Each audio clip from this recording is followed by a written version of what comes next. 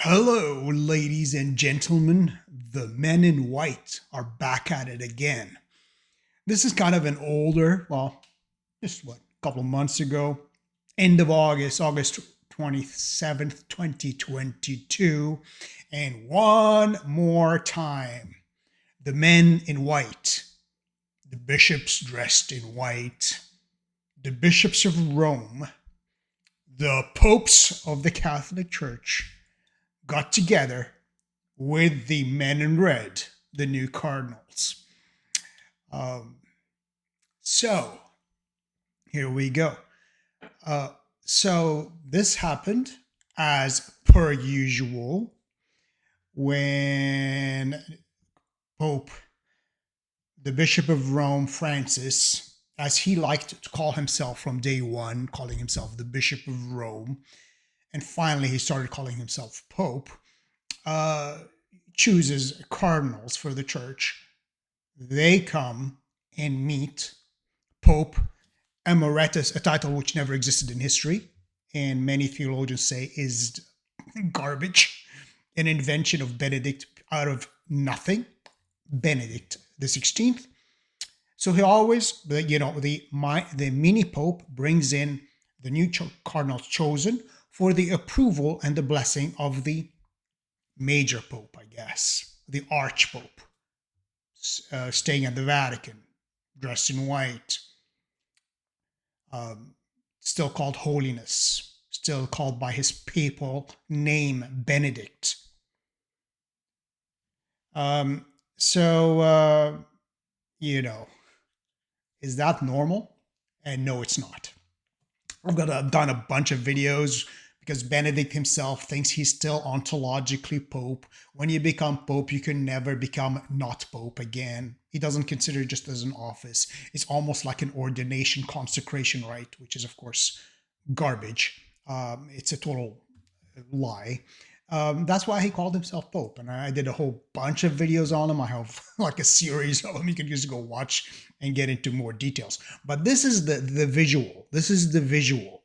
And here it is from Vatican News, the official Vatican website. And that happened in August 27th, 2022. So in a brief meeting at the Vatican's Mater Ecclesiae Monastery, Pope Francis presented the new Pope Francis presented. Here you go. Holy Father, Holiness Benedict XVI. Here are the new cardinals I have chosen. They have been presented to Pope Emeritus Benedict XVI, who prayed with them. Pope Benedict prayed with them, and Pope Benedict blessed them. And it is both of them. It was Francis and Benedict in a synchronized, the synchronized swimming teams and synchronized whatever, in a synchronized performance. Both of them blessed them at the same time because, the men in white, the popes, are blessing the new cardinals. So, all right. So, after receiving his blessing, Benedict's blessing, along with that of Pope Francis, the important one is the blessing of Pope Benedict. Well, along with that of Francis, okay, and praying the Salve Regina, which is the Hail Holy Queen prayer, together, the new cardinals went to the Apostolic Palace or the Paul VI Hall for courtesy visits, according to the Vatican, to the Holy See press office. The visit to Mater Ecclesiae Monastery in the Vatican Gardens has now become a custom ever since 2016. 2016. Why not before, boys and girls? Why not before? What happened? Well, on the first two occasions in 2014 and 2015, Benedict the 16th himself took part in the celebrations in St. Peter's Basilica. So Benedict the 16th, the Pope Emeritus, was in the Basilica where the cardinals greeted him, kissed his ring, knelt in front of him. And after he got a bit older, said, okay, you know what? You bring him over here, Francis. Hey, Jorge, bring me the new Cardinals you picked. Let me see them first. Bring them over and I'll give them my blessing. Alrighty, Jorge? Just bring them over and we'll have some fun. And there's a video. And this video is shocking. Like if you have eyes to see, you're like, holy smokes. You see the reverence with which the newly elected Cardinals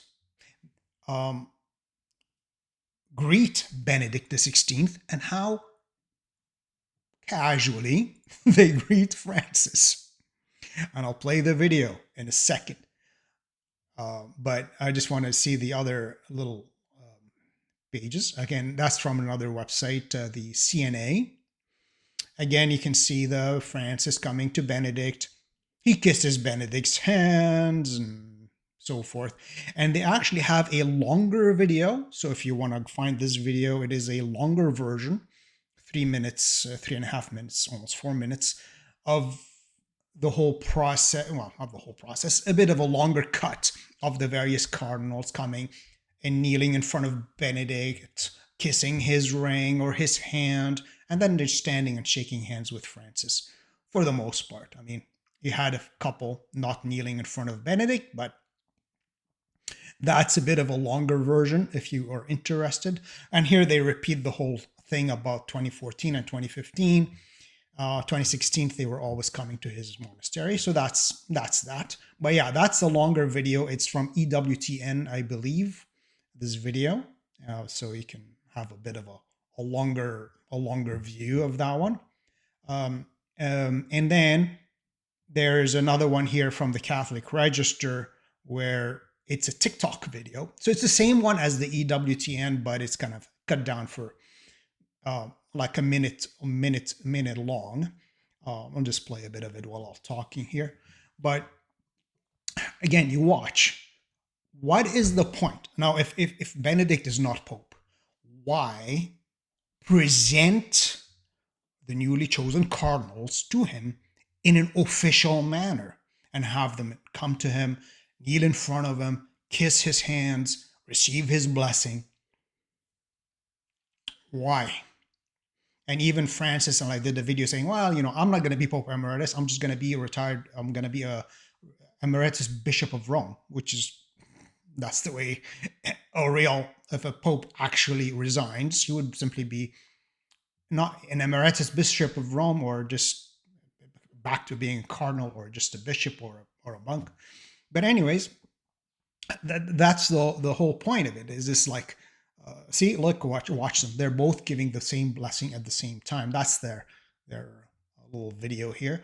But we go back to the Vatican website itself, and then you'll see, again, it's like the men in white, and they say, why is there confusion? That's why a lot of people think, maybe not a lot, but those who actually dwelt upon the subject have doubts about the validity of Francis's election as Pope. Well, let's say he got elected as Bishop of Rome, but is he truly the Vicar of Christ?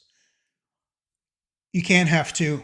You can't have two men in white. You can't have two vicars of Christ. You cannot have two living successors of Peter. One is the successor of Peter. The other one is no longer a successor of Peter. He's gone. He's finished. He's kaput. Now, if Benedict truly resigned, he should have worn his black cassock, and he pretended, I don't know, there isn't anything. There are no black cassocks in the Vatican. When asked about why wasn't he wearing his black and staying with his white, that's what he said. Oh, there's no. And obviously it was a joke because, it's the Vatican. It's Rome. Like it's swimming in black cassocks.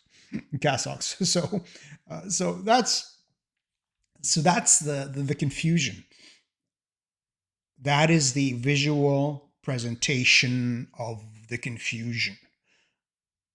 Benedict himself says his renunciation in his last audience while still actively Pope.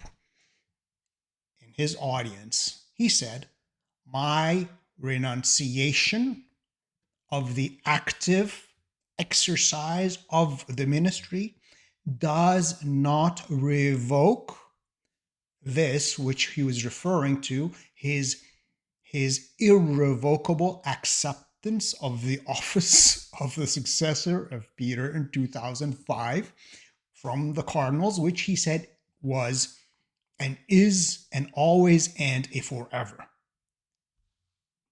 So his renunciation doesn't revoke his acceptance of the office. And then he says, I'm not abandoning the cross of Christ. So, and Ganswein says, and his personal secretary saw on the video standing there behind Benedict, he's saying in his 2016 presentation, and his reprinted in a book in 2020, says Benedict did not abandon the office of Peter, something which would have been impossible for him to do. There you go.